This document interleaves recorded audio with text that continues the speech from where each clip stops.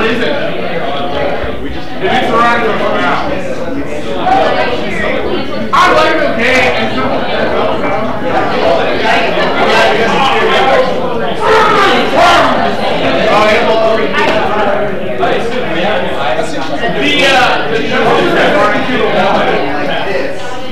The Justice Permit session didn't count. So actually, he quit after the return. But should have done that. Oh no, your turn's back. Yeah. We're confirming justice. Don't worry about it. That's for you. Very bad. It should be in my box. No. If I start up here, nope, it's bump and grab. I don't like it. You're not going to bump me or grab me. Nope, I'm not going to do either. My big today.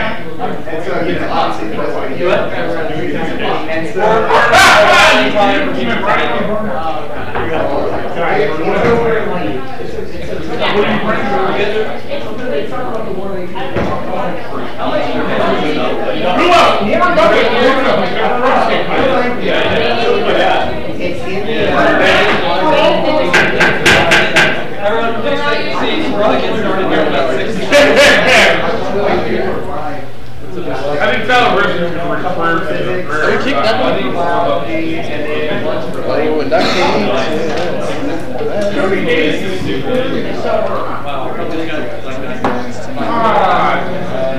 Where's Stevie Scott?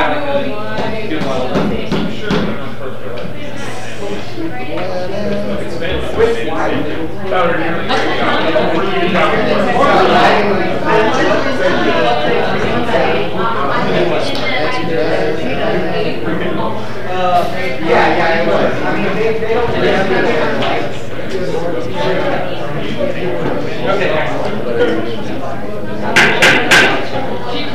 a special meeting will come to order and speaker has to wait for the poll roll.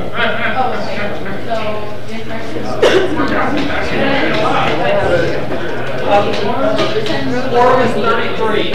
We've counted and we have it, at least right now. Ooh, how many does it take to get it out? To do what? How to not have There we go. 33. Yes. Alright. Speaker Wilson. Howdy. Myself, howdy. Bowen. He's on. Smith. Howdy. Barber. Howdy. Nidegger. Howdy. Seeing you. McNutt. Harris. I missed you. Harris. Hauser. Galvin. Ransom. Thornburg. Basadita. Riley. Howdy. Robertson. Okay. Brown. Miller. Young. Howdy. Jake Harris. Howdy. Kim. Howdy. Canoe. Howdy. Gantry. Howdy. Simon. Chen. Hutchison. Howdy. Casada. Howdy. Pittman. Melendez. Howdy. Toot. More Van Dyke. Nelson. Altendorf. Kingsbury. Howdy. Jessup. Howdy. King. Kelly. Howdy. Hernandez. Howdy. Sosa. Howdy. Berry. Fernandez. Howdy. Wolseley. Howdy. Struble. Howdy. Murkowski. Howdy. Williamson. Castilleja. Nobody calls me crazy. Fourier. Howdy. Esparza. Howdy. Heath. Hilton. Fleckley. Howdy. Lawson. Luke. Howdy. Barrage. Davis. Howdy. Roberts. Howdy. Shutt. Hill. Sullivan. Price. Van Dyne. Howdy. Briscoe. Howdy. Womack. Howdy. Adams. Penniman. Howdy. All right, that's roll. With that, Senator Briscoe will lead us in the invocation and pledge of allegiance.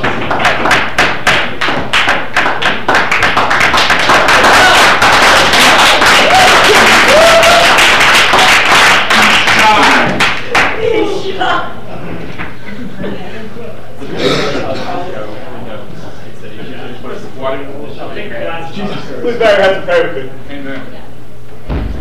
Father God, thank you for letting us gather here tonight. I ask that you help us legislate responsibly and in line with the core values of this institution. Thank you for another beautiful day in Aggieland, and I ask that you just continue to guide us, especially into the summer and through the rest of the semester. And thank you for everything you've given us this session, and thank you especially for letting me meet all these wonderful people this year. In your name we pray, amen. Amen. Pledge allegiance to the flag of the United States of America and to the republic for which it stands, one nation, under God, indivisible, with liberty and justice for all. Honor the Texas flag. I pledge allegiance to thee, Texas, one state, under God, one and indivisible. Thanks, and Gigam.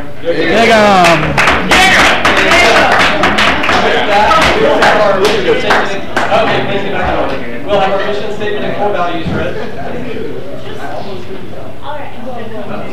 The Texas A&M University Student Senate represents all students in order to enhance the Texas A&M experience within our university and communities through research, legislation, and advocacy in accordance with the core values of our institution.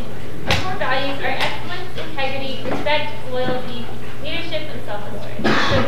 All right, thank you. Well, with that, we had a sign-up sheet available, and the chair was made aware of no items for open organizational forum. So, Wait directly. Yes. Is it too late? I'll let you do one. Seniors, if you haven't bought your tickets to Ring Dance yet, go buy your tickets. It's the Fighting Texas Aggie class of 2012. It's your last tradition in Aggieland, and it is the official, not according to the association anymore, but it's the official place that you turn your ring around. And it's an exceptional experience, and I highly recommend it. You go sober or drunk. Yes, I do. You said it's no longer the official. Well, the association has taken it on itself to do it at graduation, and that's not the truest form of tradition. Thank you. Thanks, sir. Senator Van Dyne, do you have a question? I mean, sorry, not Van Dyne. No, I apologize. Okay. Yeah. Good? Thanks. That's all I got. Yes, great. Thank you. With that, we'll move into a presentation of the Judicial Court appointees, and following that, we will have a period of question and answer. Howdy. Howdy. Thank you so much for being here this evening. We will try to do this relatively quickly, or swiftly would be a better term for that. All right. From all the justices, and as you will see, we are not missing one justice, but he is coming from class right now. That is Stephen Kites. Kites, not Kites, right? It's what? Really? Yeah. How do you pronounce those Kites? I don't know. On paper, it's K-I-E-C. But anyway, so once again, I'm just going to we've already introduced all of these appointees, these nominees to the new J Court. And but since that was that 1 week ago or 2 weeks ago?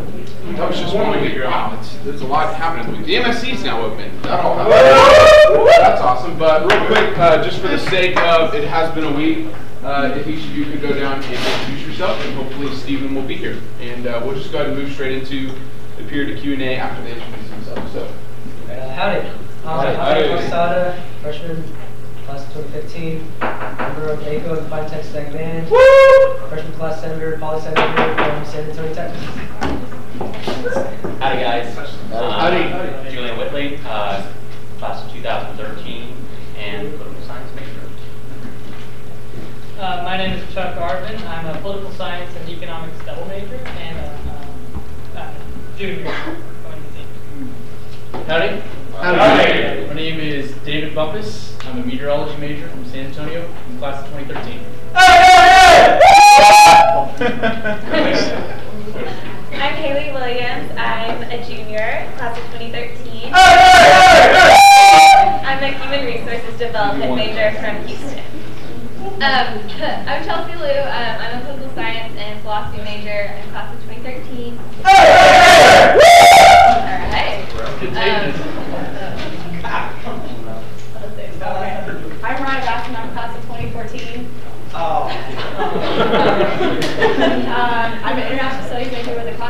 French and double major in German. Howdy. I'm Mariana Owens. I'm class of 2014 finance major. All right, so just to sort of lead us into a time of Q&A, we have had many different times for interaction between our appointees and senators because these are serious appointments. These are serious confirmations. Now, once we appoint and if you confirm these nominees, they will be on J-Court until they graduate. And that's huge. That's a really good move for student government. I'm glad that you put that in the Constitution. I'm glad that's what was passed because no longer are they subject to the ebb and flow of each session of the Senate or the ebb and flow of each student body president. That's a great thing. We're really setting up SGA for success here tonight. So it's really cool to be a part of. And so because we knew that was important, we asked each of them last Monday and Tuesday to be in the SGA office, leading up to their first introduction last week's meeting. They were each in there for a total of 2 hours on that Monday and Tuesday to speak with people, if people came. And then we asked them to be here early last meeting, so at 6 o'clock, for that whole hour leading up for sort of an informal meeting group time. And most of them, other than Stephen running late for coming here from class, were able to be here as well. So we've had ample time for Q&A, but for the sake of formality and a voting meeting, we'll go ahead and I know we went pretty long on Q&A last time, but if there are any question and answers before we go into the time of confirmation votes, Mr. Speaker, we'll do that now. Great. That will begin 5 minutes with Q&A, starting with Senator Hutchinson. Hi, Senator Hutchinson, freshman class. I hate to ask you this, but I know that a few senators are worried about this, and I apologize for not asking this first. A few senators are worried or concerned because you haven't been to the last few Senate meetings. Would you say something in regards to that? I just wanted to give you a chance to say something. Yes, kind of a story. I came for a couple meetings before or after the elections and everything, but I was misinterpreted emails that I got and assumed that after it was sworn 65th and 65th took over. So I just misinterpreted the emails and couldn't understand when the session ended. Thanks. Sorry.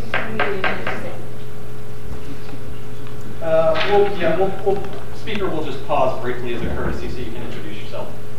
I'm Stephen Ketz. I'm a freshman political science major from Austin, Texas.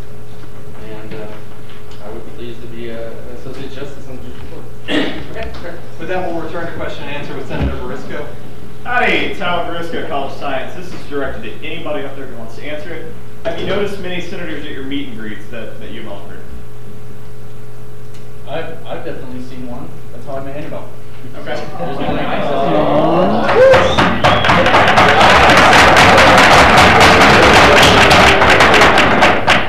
No senators came and questioned me at my meeting greet. Okay. Anybody else? All right. Thank you. Okay. With that, are there any? Oh, I'm sorry, Senator Jessup. I wrote you down. Sorry. Or just a little one. I don't need an explanation. I just had my curiosity peaked last week. One word, justice or mercy. I heard that was one of the questions. Don't explain. Just go down the list and tell me what you chose. Justice. I said kind of case-by-case basis. Oh, okay. I said justice. Justice. Justice. Justice. Justice. Justice. Unfair question. He actually did argue with us. Okay.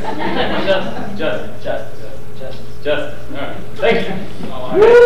Further questions? I would say they're not associate mercenaries, but We have 3 minutes remaining in Q&A. Any further questions? Going once, going twice. Seeing none, Chair will close period of questions and answers.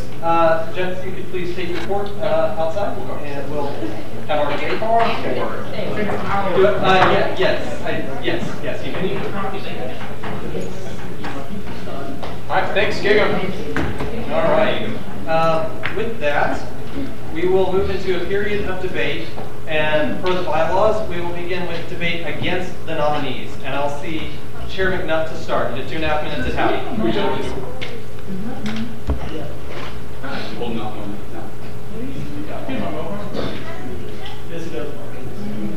Pretty observant.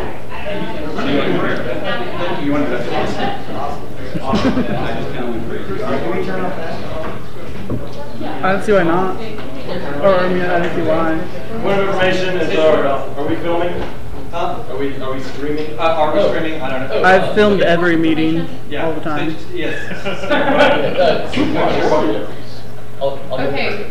Is Senator? I mean, is Senator Casada supposed to be in here during the debate? See, and this is what I mean. This is a confirmation. He has the right to vote. Yeah. And he has the right to debate. Usually, we ask people to step out as a courtesy. Go ahead and do you want me to? I'm going to leave it up to you. If you'd like to step out, it might be awkward if you're in here. You do get to vote, though, so be sure that when we vote, you get a ballot. That's my fault. I'll take that one. I told him to stay because I knew he could vote, and I figured an informed vote was important. But if that's not the way, then I'll take the blame for that.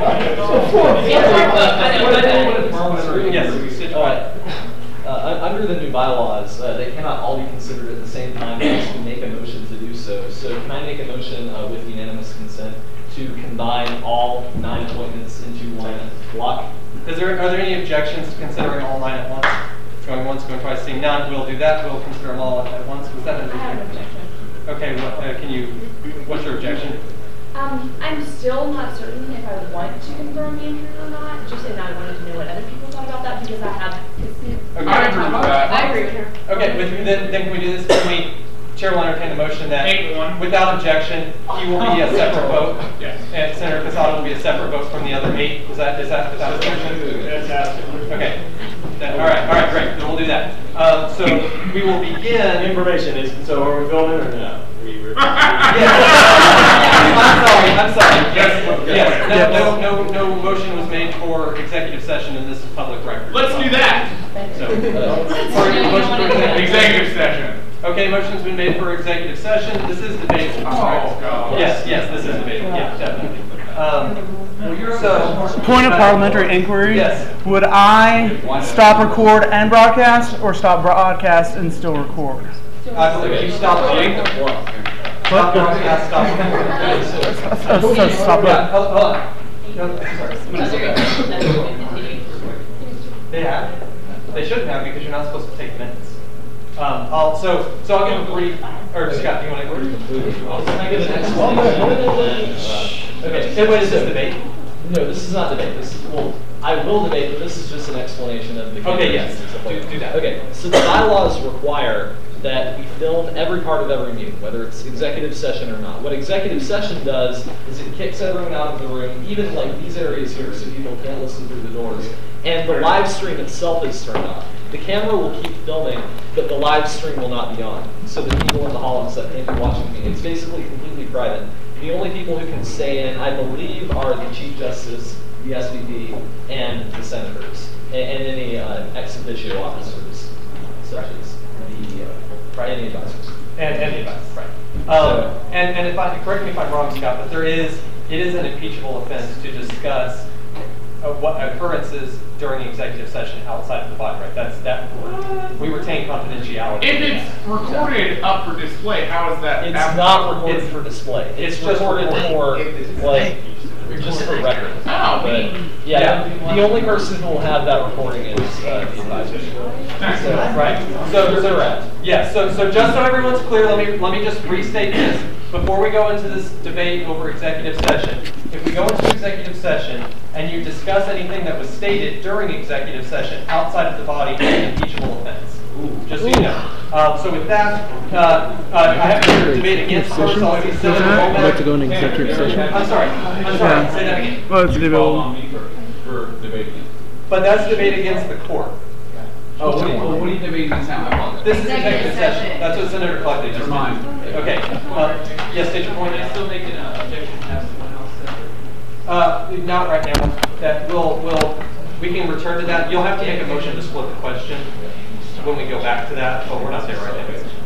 Yes. I have a point of something in case this prevents like any types of like long debates over whether or not we should go into this. There's zero viewers right now like watching the broadcast. So okay. Okay. Well, thanks for the point. But, it doesn't, as far as bylaws go, it doesn't affect anything. So we'll go into debate against executive session. I'll see Senator Womack first. Howdy.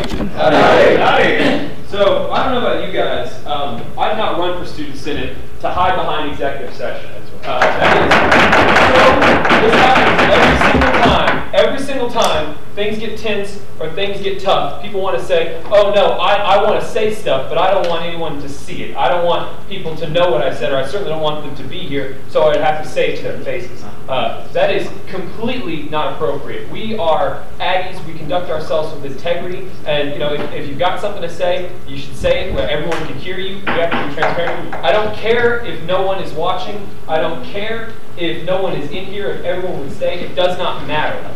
We have an obligation all the time. I mean, I cannot tell you how many RR bills we have passed that have transparency in the title. But there's nothing less transparent than shutting everybody out and not showing them what we talk about. We are the representatives of students, or if we claim to be. And if we really are the representative students, then kicking the students out of student government is a terrible precedent to set, whether someone's watching or not. It is completely inappropriate. This is a discussion that needs to happen in front of people, and let's just have it. Let's quit wasting time. Is that ideal? Minute 15, minute 10. I think this is garbage to go ahead and have this behind closed doors, no recording, no one can see it. We are here to represent the students, not just my personal, your personal opinion. There's nothing that should be said in this meeting that every single one of them should not be able to see, should not be able to hear, and should be able to talk to you about afterwards. If you really, truly feel that you should have zero transparency on a confirmation, go ahead and vote this way. I think it's garbage. I'll go ahead and shut it up there. Yeah, you got it. 40 seconds. Okay, last week I literally watched this body tell me that not bringing a Scantron to a test was your fault because of personal responsibility. But if you cannot sit here and take personal responsibility and basically tell these people and let them see where you're voting them down, that is ridiculous. You owe it to them on account of your own personal responsibility to ensure that they know why they were rejected. And if that is merely for political reasons, they need to know that. Anybody else? Fantastic. I'm done. Okay, great. Debate 4, Senator Clark. Great job, G-Dog. I was going to maybe re-quote some people with the things that they've said before to this body, that this is a person's life we're dealing with. They don't need to hear the crap that we're about to say to them, the crap storm that's about to be stirred up in this room.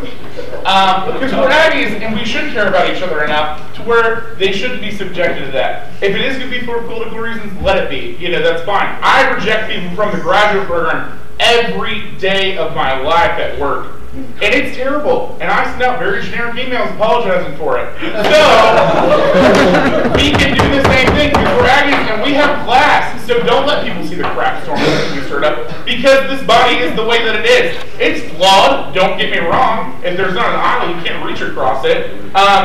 So, let's go ahead, shut the cameras off. It's the precedents we've already set in this session.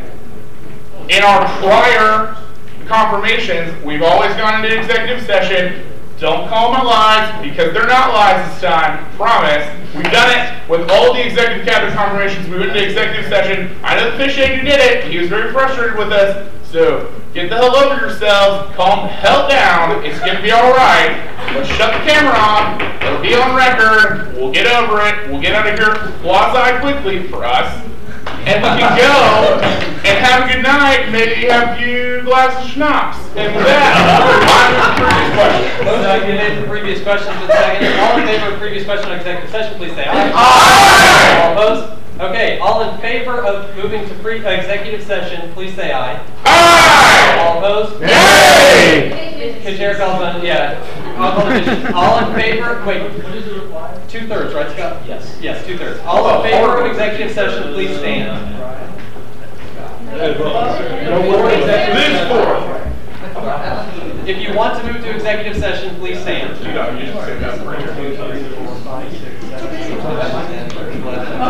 Okay, all opposed, please stand. Okay, more than 6 people stood up, so that failed. Just 6 people. With that, we should let people. All right, folks. All right, calm down. Calm down. With that, Mr. Speaker, I have a motion. Which motion? On that same line, can we move to bring the speakers or the justices back in? Because they could theoretically watch, so we should have people say it to their faces. That would be a matter of, that would be a point of personal preference. Let's do that. Okay, well. Can we ask them to invite them back in? Yes, we can do that. Well, okay. You're right. Okay, all right.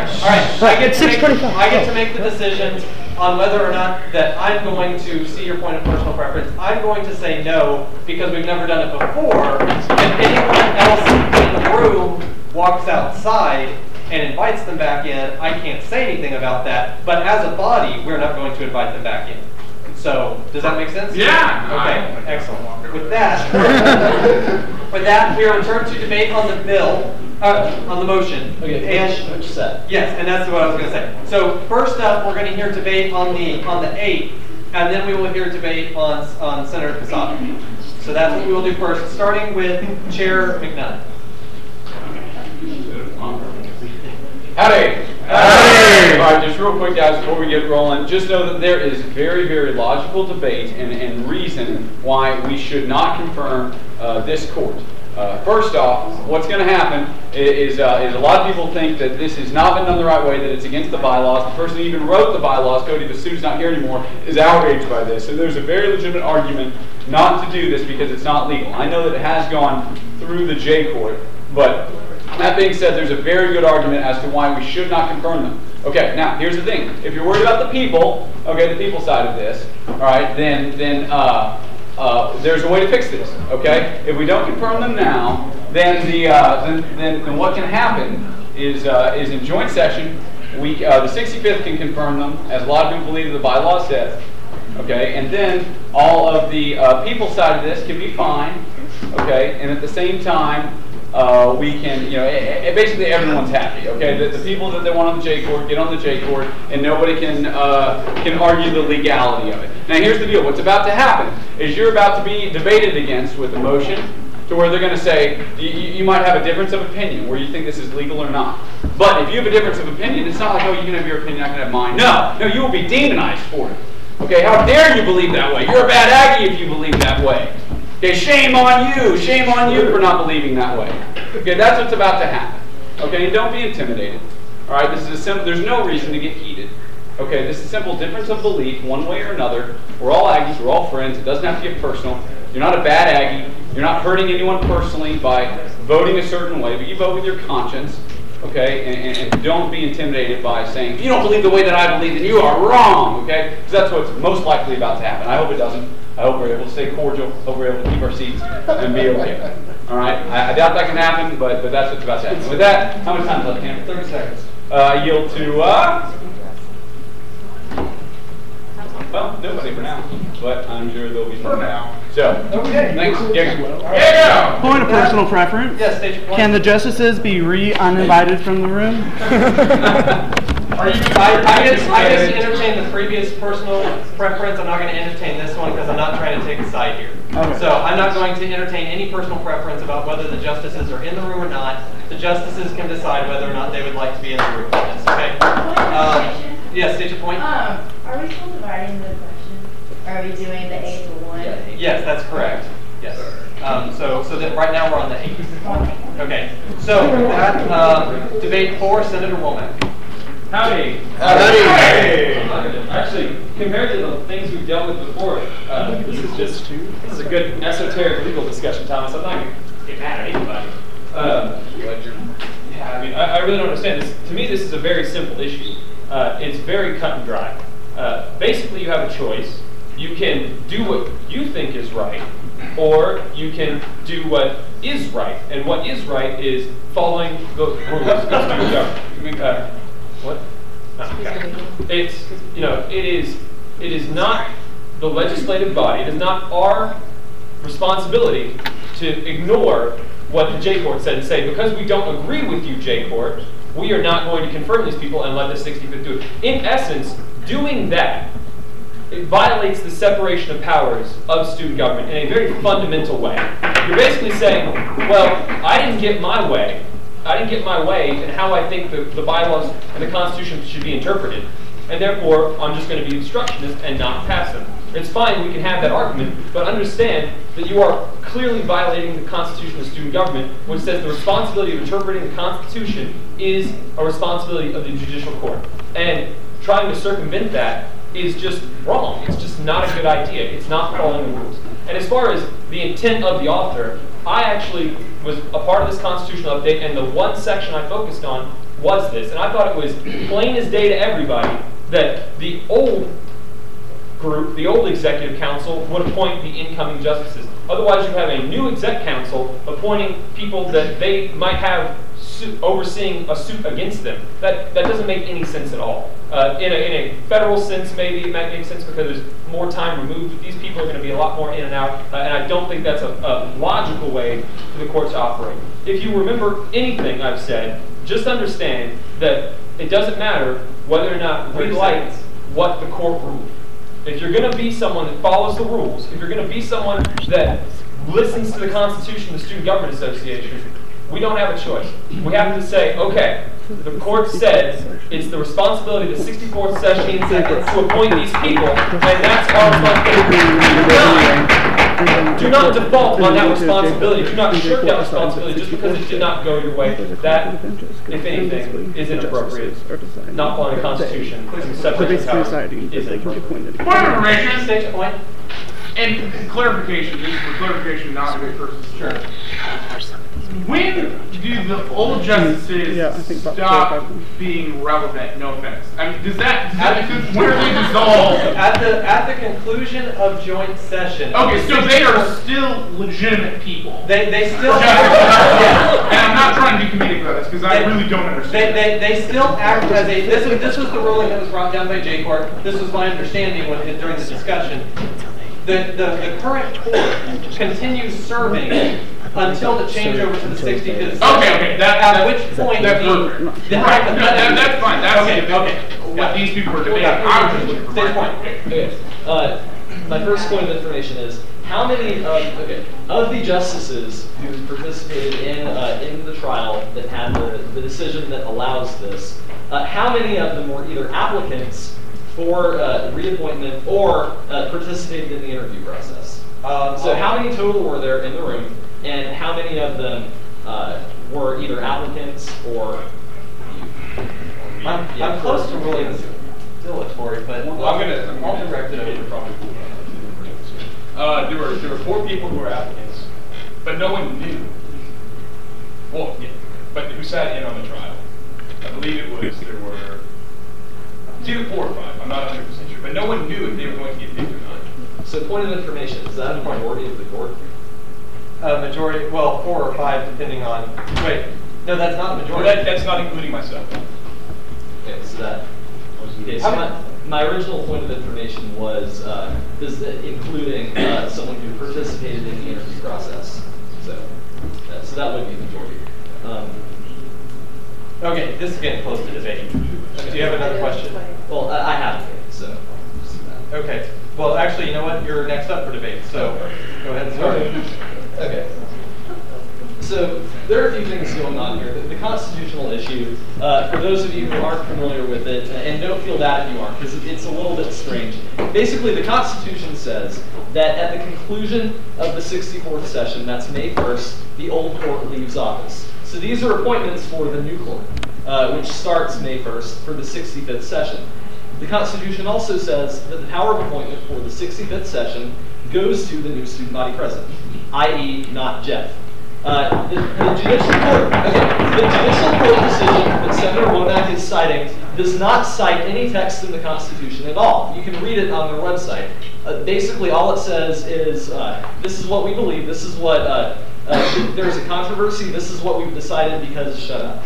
And so a majority of the court that decided that was applying to be on the new court. So that is a clear conflict of interest. And that is why I think we have to exercise our power of checks and balances to make sure that this doesn't go through. So with that, I go to Senator Jessup. Mark Jessup, I don't have a lot to say. It's all been spelled out as far as what's in the Constitution, and you can say, well, there was this ruling that isn't based out of the Constitution. Instead of talking of what somebody thought the Constitution said, just look at the Constitution. It's right there. I don't like being told that what I feel is right and what is right are not the same thing. Somebody else may feel that. I sure feel that about somebody else. But I can think he's a great guy. I think all that of these people may be great guys. I love Andrew. I've got to spend a whole year with him. I just think we should wait and do it right and appoint him next session. Do it in the 65th. Just because of what I think isn't what you think doesn't mean it's wrong. I'm not a horrible person. I'm not exactly in line with Jeff on this. I still love Jeff. This doesn't need to be a big, this is what's right, this is what's wrong. Read the Constitution and do what we're supposed to do. With that, I yield the next. Yeah, just real quick. 30 seconds. Okay. Okay. Well, just real quick. There'll be another round, I'm sure. But Mark said that it violates the Constitution to disagree with the J card. That's not right. It's quite the opposite, actually. This is why we have multiple branches of government for checks and balances. That's what's happening here. Checks and balances. So there's not authoritarian rule on one issue. Okay. That's what it's for. This is very in line with the Constitution. In fact, this is why we have this. Okay. So with that, I yield to well. Time run out. Thanks. Yeah. Okay, with that, next person Want to think for it? Yes. To me, it sounds like debating on what the rule is instead of the actual justices. Can we know what the actual rule is? Because if it's against the rules for SPP bickering to appoint these people, then we shouldn't even be here. Okay. I have all of the rules right at hand, so I can read them out. Just for clarification, are you asking for the J-Court ruling or a constitution? I want the constitutional ruling on whether or not. Yeah. Okay. I have sections. I can. I was kidding. I'm sorry. Again, it wasn't clear. Are you asking for what's in the Constitution or the ruling from the J-Court on what the Constitution is interpreted as? Both. Okay. Okay. I will read all relevant sections. Article 2, Section 2B. The term of the student body president shall be in accordance with the length of the term of his or her corresponding session of the student senate, but the power of appointment for the incoming session of the student senate shall accrue to the student body president for the incoming session of the student senate immediately upon his or her election. Article 4, Section 2. A. The term of each judicial court shall last as long as its corresponding session of the student senate. The judicial court shall only be in session during the fall and spring academic semesters, and the judicial court may not hear cases or conduct any official business on university holidays. Section 2C1. All justices of the judicial court in office on February 19, 2012 shall be subject to reapportionment for the next term of the judicial court.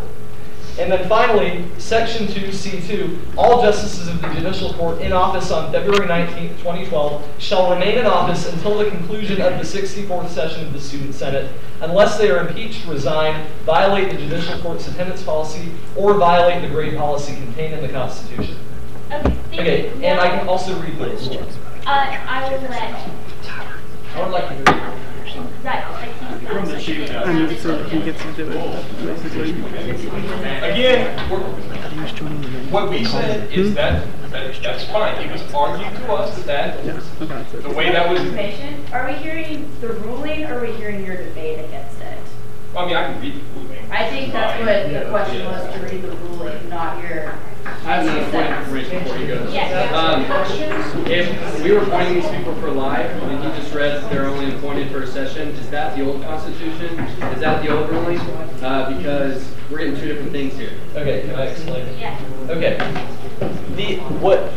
The justices that are in office for the 64th session, and they are in office right now, they are the ones who made the decisions on all the elections, they're the ones who made this ruling. They were appointed by, through the Chief Justice, who was appointed by the student body president, Jeff Pickering, at the beginning of this session. So they were in office when we did the constitutional overhaul, and they remain in office until May 1st, which is the conclusion of the 64th session. These appointees are for after May 1st. That is when they would take office for the 65th session and beyond. And they are lifetime appointees. Does that make sense? But that's not what you just said. So yes, you're reading that is the old Constitution. No, that is the new Constitution. Okay. Yeah, that's all from the new Constitution. There's 6 new constitutions. And now we're going to have to read the. Wait, or the Joker, that's you guys. Yeah. You have me going. Yeah. If you said they can't take office until May 1st, does that mean we can't confirm them until then? We can confirm them before May 1st, correct? Nope, dismissed. Yeah. That's, okay, can I answer that? Yes. Okay, that is the entire issue here. Right now, basically, Student Body President Pickering did have the express duty in the Constitution, and I'm assuming he fulfilled this, to number all of the seats in the judicial court.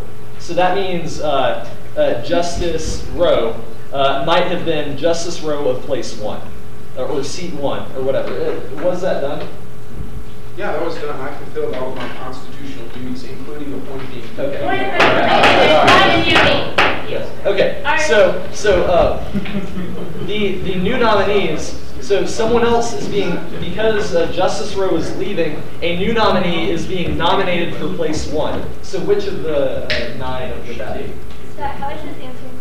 It's answering it because we have justices in office now, and these appointments are just like executive appointments or officer appointments, anything like that. Everyone for the new session takes office on May 1st, and they're nominated by John Claybrook. So this would be like Jeff Pickering trying to nominate John Claybrook's EVP. That I'll go and go for you. Wait, are you ready to say, cool, now we'll have... All right, summary. Plaintiff brought suit against the Milwaukee District Court appointment of SVP Pickering on grounds that this appointment, however, Slow down, yes, please. Sorry. Accrued to SVP-elect Claybrook. Decision. New Constitution comes a somewhat confusing pseudo-area of appointment procedures for justices of the Judicial Court. This opinion deals strictly with the transfer from the 64th to 65th session of Student Senate. When this transition finally takes place, this issue should not arise further. The Constitution is